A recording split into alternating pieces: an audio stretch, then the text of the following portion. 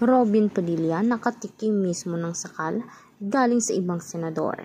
Lalong-lalo na mismo ang panggigigil ni Idol Raffy Tulfo ay hindi na mapigilan dahil sa sobrang kabungangan niya at ang mga opinyon niya mismo ay hindi talaga mapapakinabangan o wala ka talagang malalaman doon.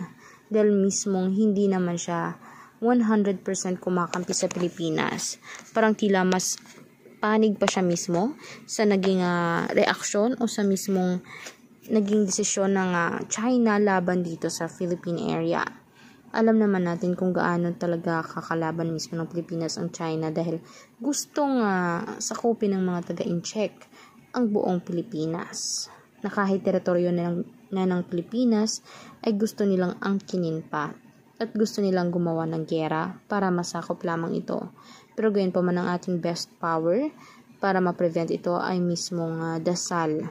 Dahil pareho naman sanang maging kalmado ang parehong bansa. Sana naman na mas maging magkaibigan na lamang sila.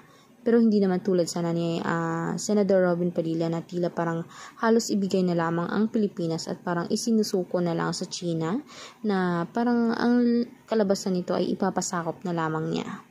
Para maging matiwasay na at wala na umanong away pa.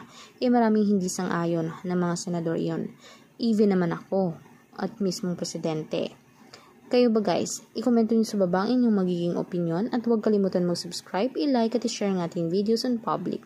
Salamat po.